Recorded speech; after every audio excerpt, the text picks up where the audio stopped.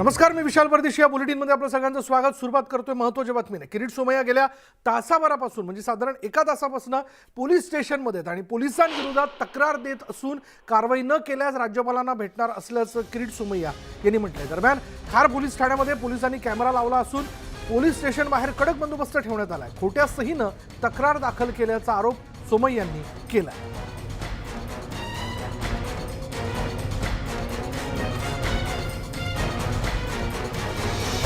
माझी सही देखील खोटी करण्यात आली असा आरोप जो आहे तो किरीट सोमय्या यांनी केला आणि हा आरोप थेट त्यांनी केला पोलीस आयुक्त संजय पांडेंवरती. आणि दृश्य आपण बघतो, ज्यावेळेस ते पोलीस स्टेशनमध्ये आले होते त्यावेळेची दृश्य आहेत. ते पोलीस स्टेशनमध्ये दाखल झाले. यावेळी कडक सुरक्षा व्यवस्था जी ती ठेवण्यात आली होती. आपण पाहतोय की त्यांची स्वतःची सुरक्षता आहेच किरीट सोमय्या यांची. त्यांना Y+ दर्जाची सुरक्षा जी ती देण्यात आलेली आहे. आणि त्यानंतर पोलिसांची देखील वेगळी सुरक्षा जी ती या ठिकाणी बघायला मिळाली. यावेळी माध्यमांशी बोलत असताना पुन्हा एकदा त्यांनी त्यांचे आरोप जे आहेत ते बोलून दाखवले.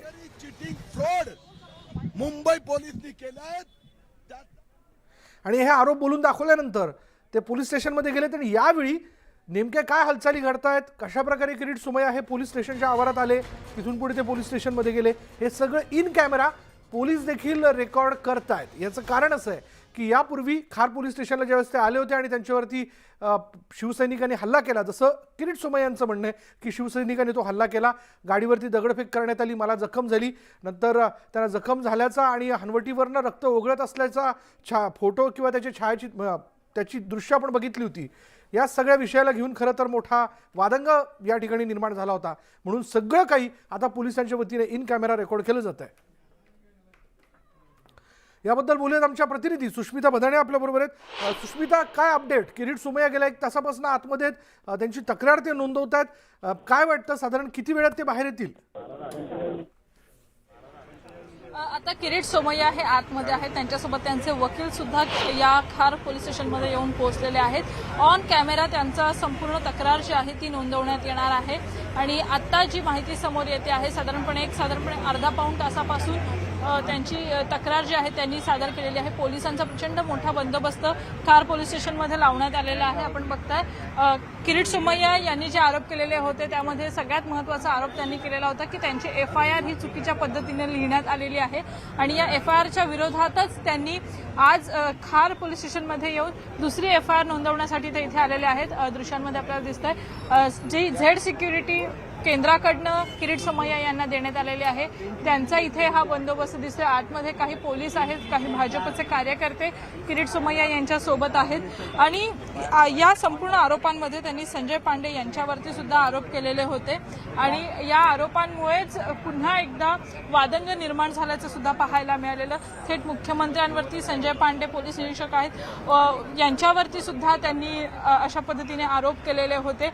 आता पोलीस नेमकं या संपूर्ण प्रकरणामध्ये त्यांची तक्रार नोंदवून घेणार का, खार पोलीस स्टेशनकडनं FIR नोंदवला जाणार का, हे बघणं सुद्धा महत्त्वाचं आहे. कारण ज्या पद्धतीचा माध्यमांशी संवाद साधत असताना किरीट सोमय्या यांनी आरोप केलेला आहे की जर FIR नोंदवली गेली नाही तर आम्ही केंद्राकडे जाऊ, आम्ही राज्यपालांकडे याविषयी तक्रार करू. त्यामुळं येत्या काळामध्ये जर योग्य ती कारवाई झाली नाही तर भाजप पक्ष अधिक आक्रमक पद्धतीने रस्त्यावर उतरेल, असंही यांनी स्पष्ट केलेलं आहे.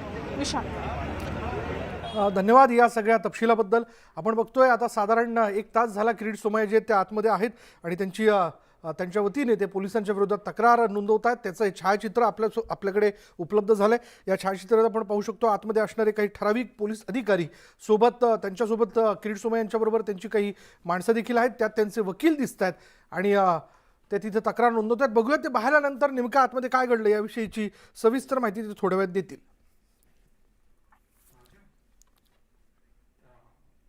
गृहमंत्री थोड्याच वेळात मुख्यमंत्र्यांची भेट घेणार आहेत.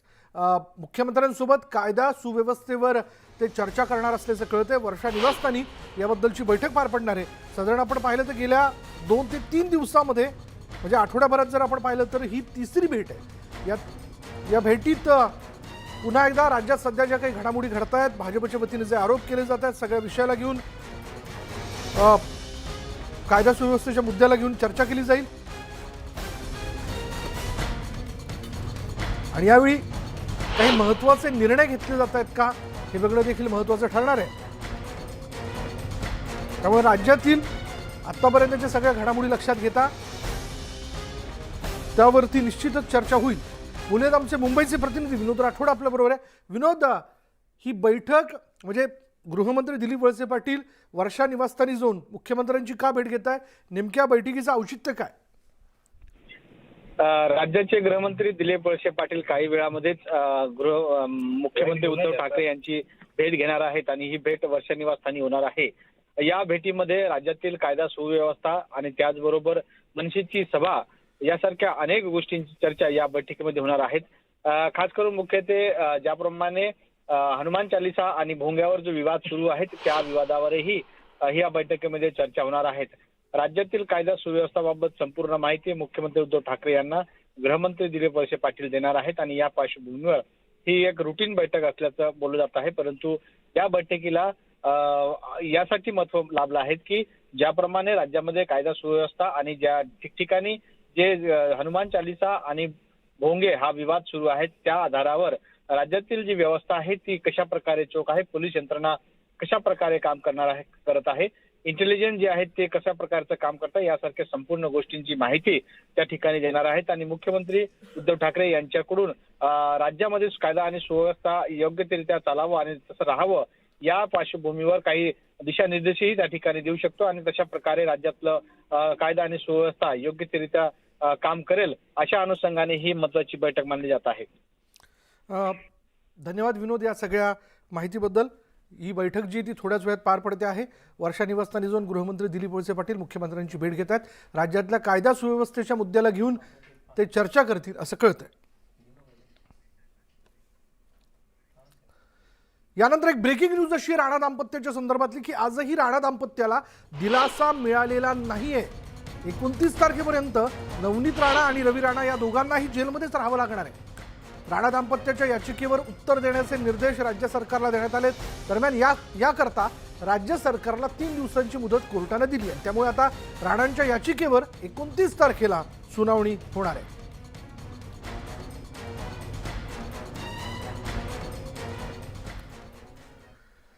पोलीस स्टेशनमध्ये आपल्याला हीन वागणूक दिल्याचा नवनीत राणांनी आरोप करत लोकसभा अध्यक्षांना पत्र लिहिलं होतं. आता यावर गृहमंत्री दिलीप वळसे पाटलांनी स्पष्टीकरण दिलंय. नवनीत राणांना कोणत्याही प्रकारची हीन वागणूक देण्यात आलेली नसून सर्व प्रकारची चौकशी करून लोकसभा अध्यक्षांना माहिती देणार असल्याबद्दल दिलीप वळसे पाटील यांनी म्हटलंय. तर 1 मेच्या राज ठाकरेंच्या सभेवरही त्यांनी भाष्य केलंय.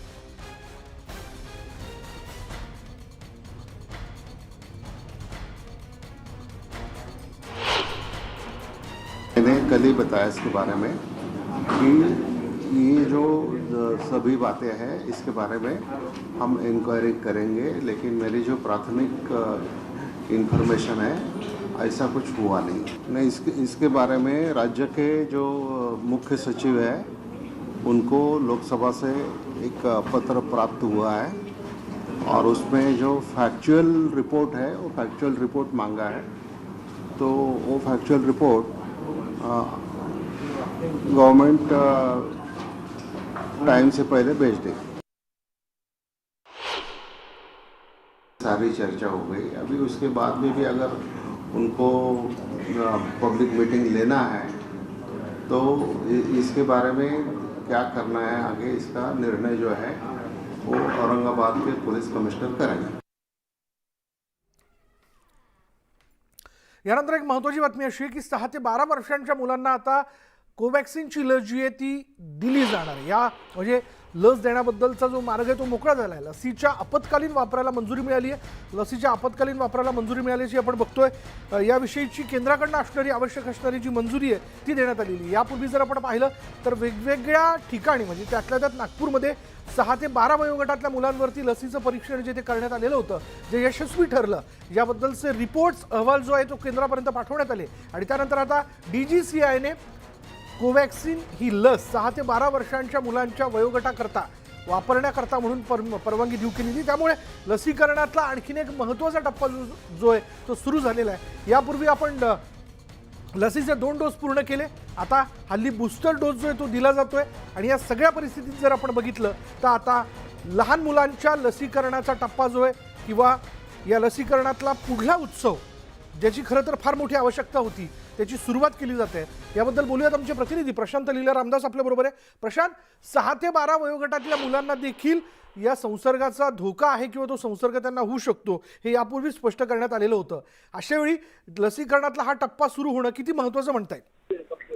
अतिशय महत्वाचं आहे की आता 6 ते 12 वयोगटातील मुलांना देखील लस देण्यात येणार आहे. कारण की कोरोनाचा जो प्रादुर्भाव वाढत आहे आणि चौथी लाट जी आहे ती सध्या आता येऊन ठेपलेली आहे. अशा वेळी आज DGCI drug controller of general of India म्हणजे च्या वतीने एक अत्यंत महत्वाचा निर्णय घेतलेला आहे आणि त्यांनी इमर्जन्सी यूजसाठी म्हणजे आपत्कालीन उपयोगासाठी भारत बायोटेकच्या कोवॅक्सिनला मंजुरी दिली आहे लहान मुलांच्या उपयोगासाठी. हा अत्यंत महत्वाचा निर्णय आहे. आपल्याला माहित आहे गेल्या पहिला निर्णय असो साधारणतः 60 वर्षावर असो, त्यानंतर आपत्कालीन यूज असो, त्यानंतर 16 वर्षापासून 18 वर्षापर्यंतचा जो यूज असतो, त्यानंतर हा अतिशय महत्वाचा निर्णय आता की 6 ते 12 वयोगटातील मुलांसाठी लसीकरण सुरू करायचं आणि या निमित्ताने संपूर्ण भारतातील वयोगटातील सगळ्या लोकांना, सर्वसामान्य नागरिक असो, बालक असो, या सगळ्यांना लसीकरणाच्या माध्यमातून कोरोनाचं एक संरक्षण फळी उपलब्ध करून द्यायची, त्यासाठी हा अत्यंत महत्वाचा निर्णय आहे असंच म्हणावं लागेल. आणि यासाठी केंद्र सरकारने देखील जोरदार तयारी सुरू केली आहे. होऊ शकतं आगामी आठवड्यामध्ये याचा शुभारंभ होईल आणि पुन्हा एकदा देशात लस उत्सव प्रारंभ होईल. लस उत्सवाचा हा प्रारंभ होतोय. सध्याच्या सगळ्या परिस्थितीत जेव्हा की पुन्हा एकदा आपण कर्नाटक, दिल्लीमध्ये मास्कची सक्ती परत एकदा लागू करण्यात आलेली आहे, असं म्हणलं जाते की हा संसर्ग जो आहे तो पुन्हा एकदा डोकं वरती काढताना दिसतोय. या सगळ्या परिस्थितीत हा निर्णय खूप महत्वाचा म्हणायचा का? अतिशय महत्वाचा निर्णय आहे. महाराष्ट्र असो, कर्नाटक असो किंवा मग उत्तर प्रदेश असो, हरियाणा असो, पंजाब असो आणि दिल्ली असो, यासारख्या राज्यांमध्ये सध्या जी मास्कची सक्ती उठवण्यात आली ती पुन्हा एकदा सक्ती करण्यात आलेली आहे. आणि सोबतच जर बघितलं आपण तर प्रमुखतेने 3 नियम पाळायची सूचना करण्यात आलेली आहे. एक तर शारीरिक अंतर पाळायचं आहे, त्यानंतर लसीकरणाला महत्त्व द्यायचं आहे, त्यानंतर मास्कची सक्ती करण्यात आली आहे. महाराष्ट्रामध्ये जशी देखील ऐच्छिक मास्क लावण्याची सुविधा देण्यात आली होती, कुठल्या प्रकारचे दंड लावण्यात येणार नव्हता. पण दिल्लीमध्ये जर तुम्ही मास्क लावलं नाही तर थेट 500 रुपयाचा दंड करण्याची सूचना करण्यात आली आहे. त्यामुळे याचा अर्थ असा होतो की चौथ्या लाटेच्या दरम्यान आता जरी मृत्यू संख्या कमी असली पण रुग्णसंख्या झपाट्याने वाढत आहे. गेल्या आठवड्यामध्ये 500 ते 700च्या दरम्यान असली रुग्णसंख्या आता 2000च्या घरात पोहोचलेली आहे आणि 2000च्या पेक्षा जास्त रुग्ण हे देशपातळीवरती आणि 1000पेक्षा जास्त रुग्ण हे खास करून मुंबईत दिल्लीमध्ये पाहायला मिळत आहेत. मुंबईत देखील रुग्णसंख्या वाढत आहे.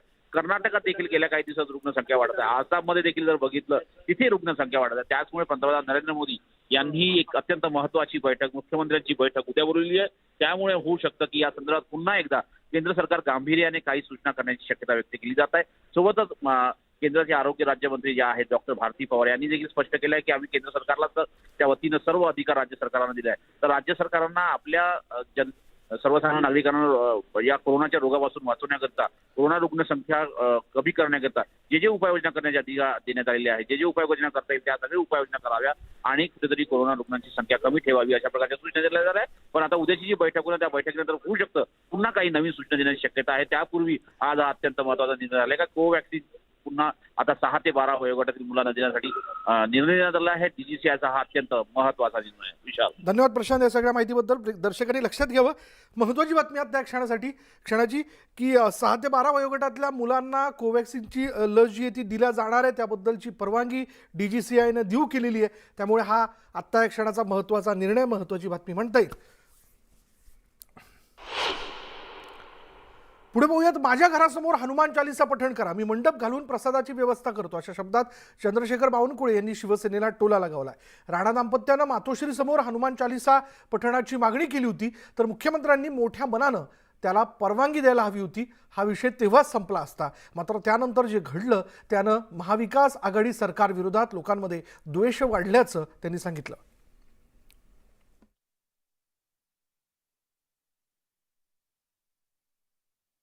जर मला कुणी म्हटलं, शिवसेनेच्या कार्यकर्त्यांनी, राष्ट्रवादीच्या कार्यकर्त्यांनी कुणी, की तुमच्या घरासमोर येऊन हनुमान चालीसा करायचा आहे, मी त्यांची व्यवस्था केली असती. त्यांना म्हटलं पेंडॉल टाकून दिला असता, जेवणाची व्यवस्था केली असती, टाळ मृदंग दिले असते आणि त्यांना म्हटलं किती वेळा या माझ्या घरासमोर हनुमान चालीसा करा. पण मला असं वाटतं एका दिवसात विषय संपला असता. जर राणाने म्हटलं होतं की हनुमान चालीसा मला उद्धव ठाकरेच्या घरासमोर करायचा आहे तर उद्धव ठाकरेजींनी एका मिनिटात सांगायला पाहिजे, हो या तुमची व्यवस्था मी करतो, जेवणाची व्यवस्था करतो, माझ्या घरासमोर हनुमान चालीसा करायला अडचण नाही, हे एक स्टेटमेंट केलं असतं तर राज्यामध्ये एवढा मोठा गोंधळ उडाला नसता. काय फरक पडतो, कशाला एवढा छोट्या बुद्धीनं आपण राहायचं. राज्याच्या मुख्यमंत्र्यांनी मोठ्या मनानं राहायचं असतं.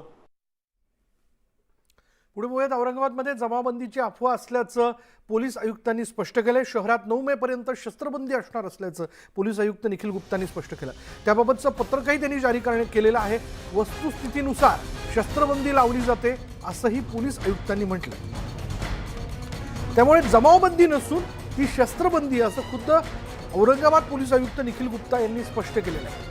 त्याच्यामुळे 9 मे पर्यंत औरंगाबादमध्ये शस्त्रबंदी करण्यात आलेली आहे. पण याचा संबंध अर्थात जमावबंदीचा ज्यावेळेस मुद्दा समोर आला किंवा त्याबद्दलची चर्चा केली जाऊ लागली त्यावेळेस राज ठाकरेंच्या सभेला याबद्दल आता म्हणजे जर जमावबंदी असेल तर मग परवानगी कशी मिळणार हा देखील मुद्दा ओघाने पुढे आला.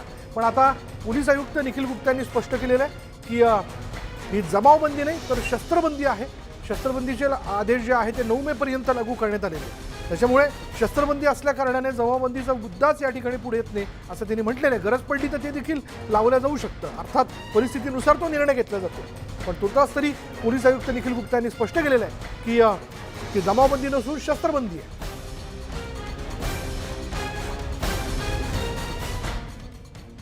वर्षभर बॉम्बे पोलीस ॲक्ट कलम 37(1) आणि 3 नुसार आदेश काढत असतो. या आदेशान्वये आम्ही पब्लिक प्लेसमध्ये होणारे जमाव किंवा नागरिकांची मूवमेंट किंवा लोकांनी लाठीकाठी सोटे हत्यार बाळगणे याच्यावर रेग्युलेशन करत असतो. हे एक सामान्य प्रक्रिया आहे आणि वर्षभर अशा प्रकारचे आदेश काढले जातात. कुठल्याही प्रकारच्या सभे किंवा कुठल्या विशिष्ट कारणाने हे काढलं जात नाही. हे रूटीन ऑर्डर आहे. परत मी सांगू इच्छितो 144ची जमावबंदीची ऑर्डर औरंगाबाद शहरात काढलेली नाही. पुढे बोलत राज्यात सध्या भोंगा हनुमान चालीसा हिंदुत्वावरून राजकारण पेटलंय. सर्वच पक्षाच्या प्रमुख नेत्यांनी आपापली भूमिका मांडली. मात्र शिवसेना पक्षप्रमुख उद्धव ठाकरेंकडून कोणतीही प्रतिक्रिया येत नसल्याने आश्चर्य व्यक्त केलं जात होतं. अखेरीस उद्धव ठाकरेंनी आपलं मौन सोडत विविध मुद्द्यांचा समाचार घेतला.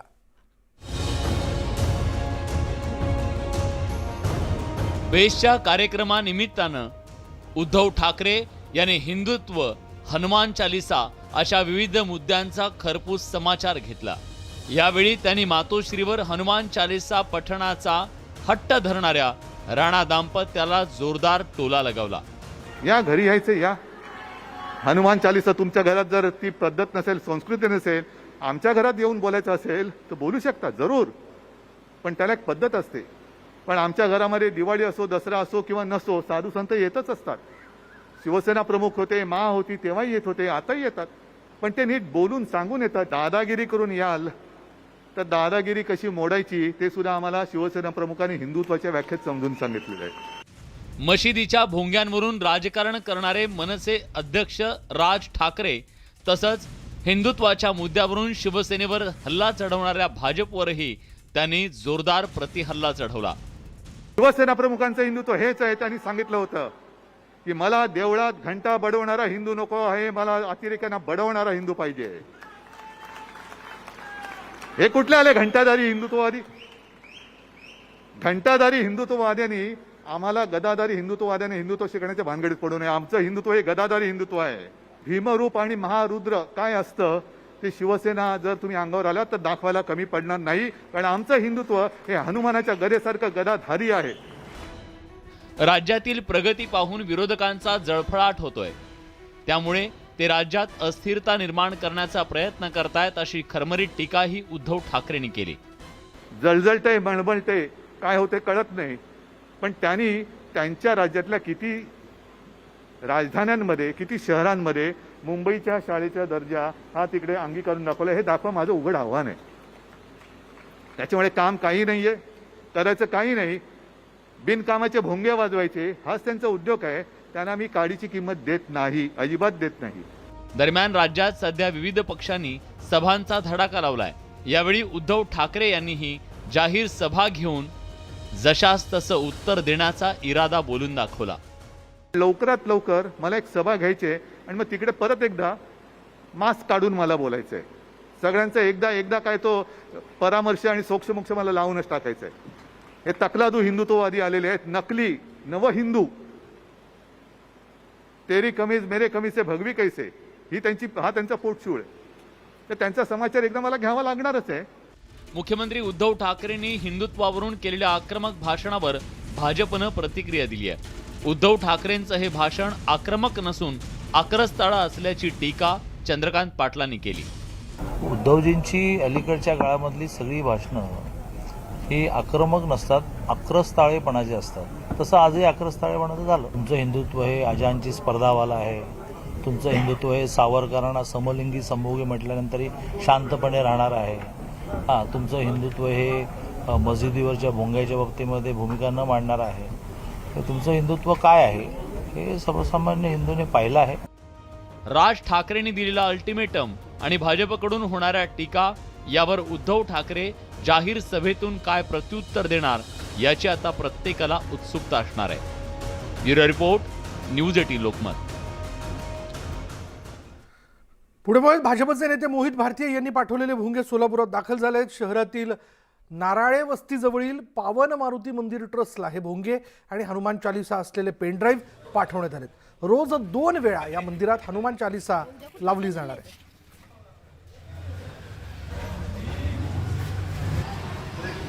आणि हे भोंगे जे आहेत ते मोहित भारतीय यांनी पाठवलेले आहेत, त्यामुळे त्यावरती त्यांचं चित्र असल्याचं आपण बघतोच आहे. पण हनुमान चालिसाचा मुद्दा बघा आता तो कुठपर्यंत कशा प्रकारे जाऊन पोहोचलेला आहे. आता सोलापुरातल्या तिथल्या मंदिरामध्ये, हनुमान मंदिरामध्ये 2 वेळेस ही हनुमान चालिसा जी आहे म्हणजे त्यांनी पाठवलेल्या भोंग्यावरनं ती लावली जाणार आहे.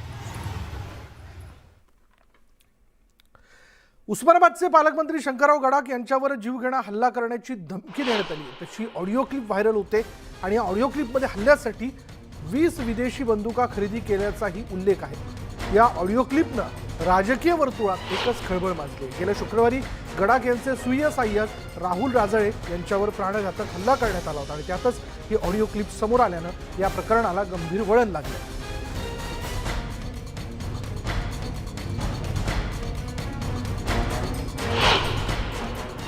परवा तर प्राणघातक हल्लाच राहुल राजळेंवरती झालेला आहे. नेवाशा तालुक्यातलं राजकारण हे अतिशय खालच्या थराला गेलेलं आहे. परंतु मला विश्वास पोलिसांवरती, न्यायालयावरती आणि विशेष करून जनता जनार्दनावरती आहे की सत्य ते बाहेर येईलच. परंतु येणाऱ्या काळामध्ये असं जे चुकीचं खालच्या पातळीवरचं आणि जीवघेणं दुर्दैवी राजकारण तालुक्यात सुरू आहे ते वातावरण शांत होण्याकरता माझे लोकांना घेऊन प्रयत्न राहणार आहे. जुन्नर तालुक्यातील पिंपळवडी गावच्या मळगंगा देवीच्या यात्रा उत्सवात बैलगाडा शर्यतीचा थरार बघायला मिळाला. ही शर्यत पाहण्यासाठी आसपासच्या गावातील ग्रामस्थांनी मोठी गर्दी केली होती. या शर्यतीचा थरार ड्रोन कॅमेऱ्यातही कैद करण्यात आला. 2 दिवस रंगलेल्या विविध कार्यक्रमांनंतर या यात्रेची सांगता झाली आणि त्याचे ड्रोन व्हिज्युअल्स आता आपण बघतो. या ड्रोन व्हिज्युअल्समध्ये आपण पाहू शकतो की या बैलगाडा शर्यतीचा थरार कशा प्रकारे बघा. म्हणजे अर्थात हा सगळा भंडारा जो आहे या बैलगाडा जोडीवरती टाकण्यात आलेला असतो. ज्यावेळेस ही बैलगाडा जोडी जी आहे ती शर्यतीत धावत निघते पुढे, त्यावेळेस हा सगळा भंडारा हवेमध्ये मिसळत आजूबाजूला सगळ्या बैलगाडा प्रेमींचा, या शर्यती प्रेमींचा आवाज असतो आणि भीरच्या आवाजामध्ये हे बैल जे आहेत ते एक प्रकारे शर्यत करतात. यानंतर दुपारच्या बातम्यांमध्ये इथेच थांबणार आहोत. पहा फक्त न्यूज 18 लोक.